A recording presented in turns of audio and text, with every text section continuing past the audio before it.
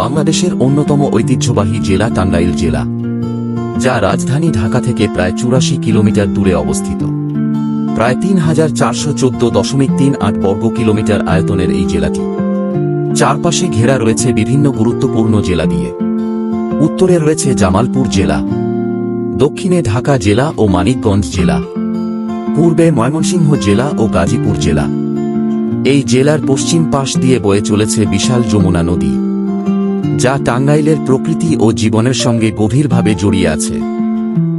টাঙ্গাইল মানেই বিখ্যাত হাতের তৈরি তাঁতের শাড়ি, পোড়াবাড়ির বিখ্যাত চমচম, মধুপুরের আনারস এবং ঐতিহাসিক স্থাপনা। আজকে আমরা ঘুরতে যাচ্ছি টাঙ্গাইলের একটি অসাধারণ জায়গায়। এটি হচ্ছে বিখ্যাত ২০১ গম্বুজ মসজিদ।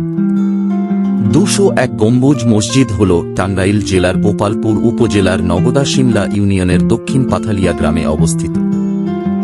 মসজিদটির নকশা করা হয়েছে ২০১টি গম্বুজ ও ৯টি মিনার দিয়ে সজ্জিত একটি পূর্ণাঙ্গ মসজিদ কমপ্লেক্স হিসেবে। ২০১৩ সালের জানুয়ারি এই মসজিদ নির্মাণ কাজ শুরু হয়।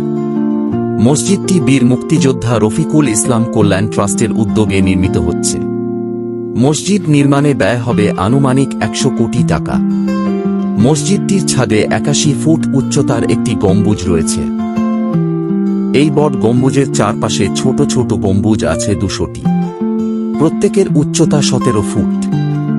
মূল মসজিদের চার কোণায় রয়েছে ৪টি মিনার, প্রত্যেকের উচ্চতা ১০১ ফুট। পাশাপাশি ৮১ ফুট উচ্চতার আরও ৪টি মিনার আছে। সবচেয়ে উঁচু মিনারটি মসজিদের পাশে অবস্থিত, যার উচ্চতা ৪৫১ ফুট। মসজিদটি দৈর্ঘ্যে ১৪৪ ফুট ও প্রস্থে ১৪৪ ফুট। মসজিদের দেয়ালের টাইলসে পূর্ণ কোরআন শরীফ অঙ্কিত রয়েছে। মসজিদের প্রধান দরজা নির্মাণে ব্যবহার করা হবে ৫০ মণ পিতল। ১৫ বিঘা জমির ওপর বিশাল মসজিদ ও মসজিদ কমপ্লেক্স অবস্থিত। পরিবার পরিজন ও বন্ধু বান্ধব নিয়ে একদিন ঘুরে আসতে পারেন এই অসাধারণ জায়গা থেকে। আপনি টাঙ্গাইল ঘুরতে আসবেন আর পোড়াবাড়ির বিখ্যাত চমচম খাবেন না, তা কি কখনো হতে পারে?